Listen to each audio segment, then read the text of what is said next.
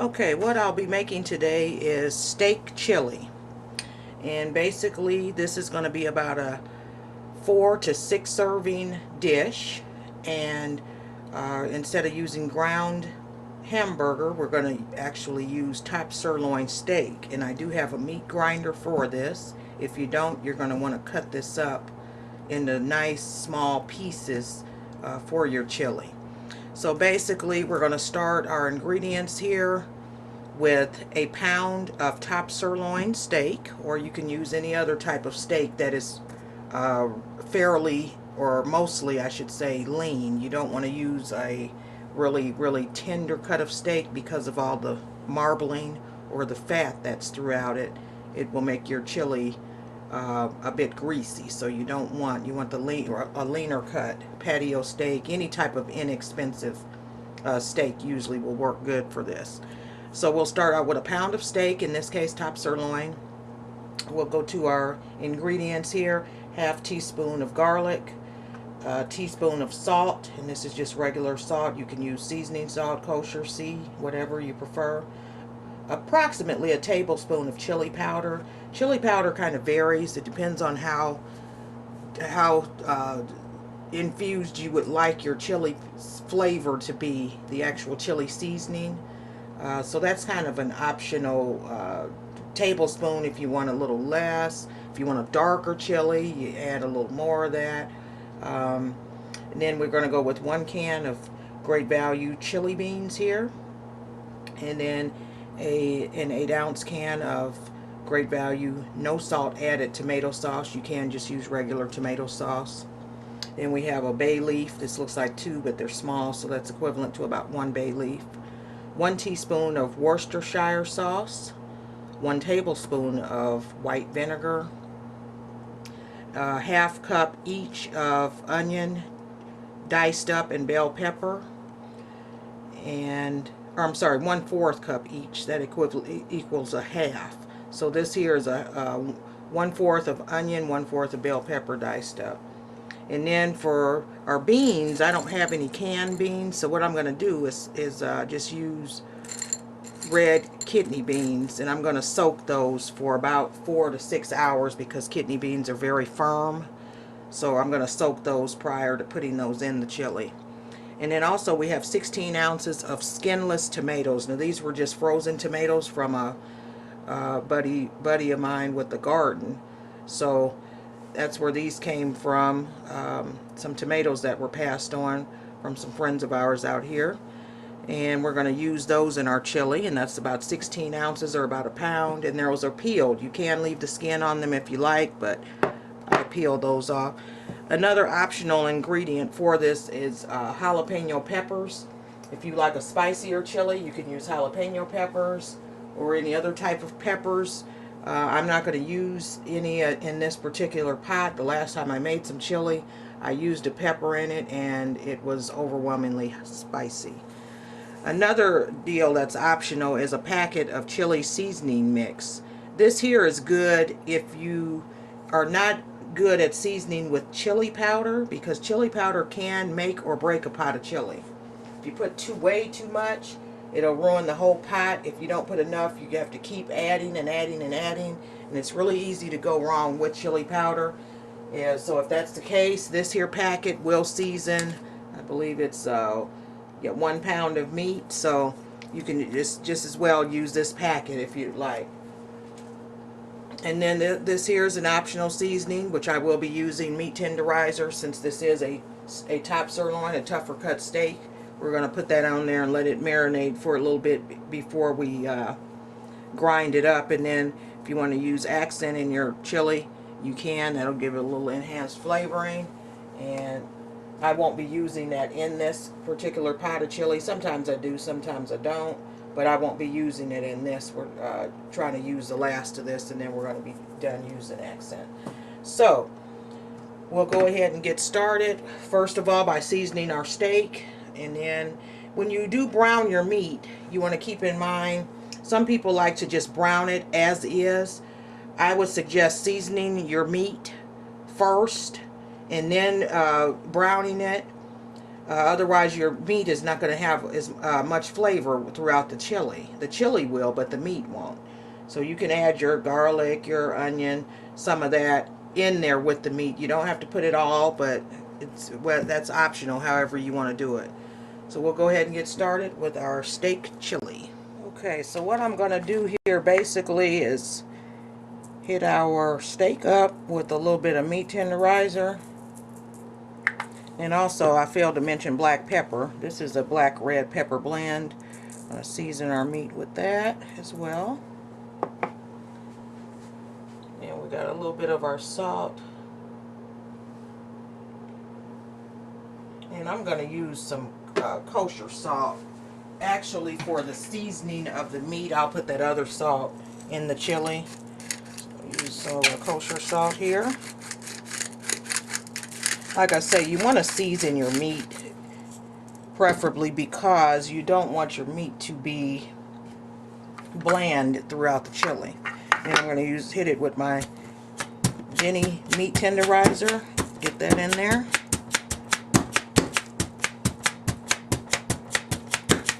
And we'll just give this a flip. And this is a nice, convenient way of keeping your counter clean when you are seasoning meat. You just put a piece of wax paper on the counter, and then you can just lift it up and dispose of it. Okay. Go ahead and hit that back up. A little bit more salt. These are nice granules of coarse kosher salt there, which will help infuse and penetrate the meat there. Hit it up with our tenderizer. We're going to let this set for about 30 minutes, and then we'll come back. I'll cut this up into some 1-inch to 1.5-inch strips and put it in our meat grinder, and that's how we'll get our ground meat for our chili. See you back in a bit. Okay, now our chili meat, which is our top sirloin steak, is all ready to go to be ground up. I've cut it into about 1.5-inch strips there. So we'll go ahead and put that in our meat grinder. Let's see.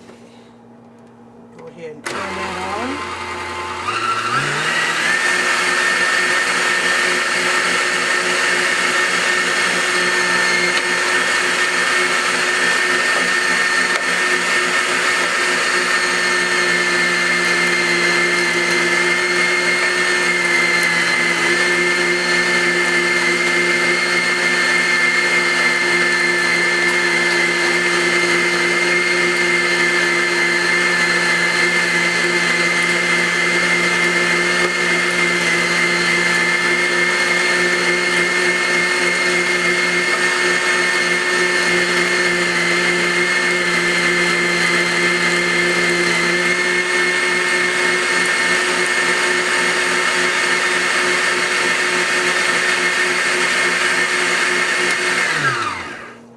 Okay, now we pretty much have our meat now, and actually that's what just looks like, ground up meat.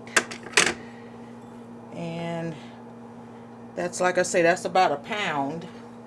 Doesn't look like very much, but it's about a pound, and that'll go in good with our chili. So we'll go ahead and brown that, put our seasonings in it, and then we'll mix all the other ingredients. In the meantime, our beans are still soaking. Those are going to soak for about 4 more hours, and then we'll add those to this pot of chili.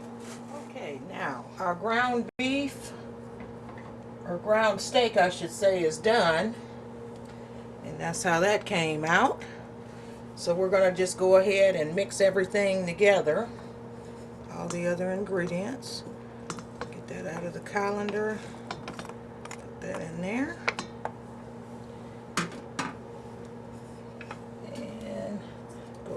Throw in our bay leaves, add our 8-ounce can of no salt added tomato sauce. We'll add our chili beans with the juice. Now our red kidney beans, those are still soaking, so we'll put those in probably in about 3.5 more hours. And our tomatoes are skinless tomatoes. I had cut those up. Add our vinegar and our Worcestershire sauce, and then our chili powder.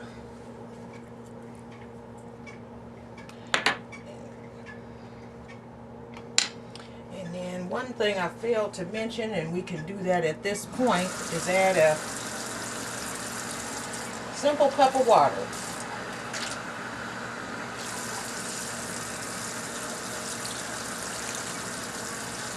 And you can always add a little bit more water if you want. In this case, I'm going to add about a half cup more. Use our 8-ounce can there. Give us our cup. Okay. And you just want to stir that up good. You see our tomatoes in there? I just kind of cut those up a little bit.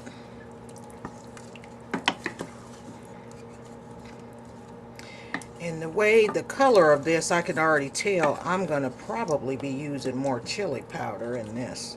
But like I say, it's up to you. If you like your chili not as intense in chili flavoring, you don't have to use a lot of chili powder. It's kind of optional. You can start off small and go big, or because if you go big, you can't go back small. So keep that in mind. So I'm going to go ahead and put this on. I'm just going to simmer this on, I'm going to cook this on low for about 3 hours. I'm not going to cook this for an hour like a lot of people just put it on the stove and cook it for an hour. So I'm going to cook it a little bit longer than that. And then I'll put the beans in there for about the last hour and a half of cooking. So we'll go ahead and get this on there. And let's see, it's about 8 o'clock. We'll leave this on there till about 10 o'clock. And then we'll put the beans in there and cook it another hour and a half to 2 hours. Okay, here we have our finished product. A nice big hearty bowl of top sirloin steak chili. And for my toppings on the chili, I chose to use sour cream, onions, and extra sharp cheddar, my favorite. So, I'm going to doctor this bowl up a little bit. Put a few onions in there. And these onions are chopped up, almost pureed almost, so they're not like big chunks in the chili. And I got my ever so hearty tomato, or tomato, however you choose to say it. And I'm going to put some cheese on there. And that's that extra sharp stuff. Okay. And then I'm going to give it a nice 2 tablespoon dollop of sour cream. That's going to be on point. Alright, so there we have it. Top sirloin steak chili. Go check it out.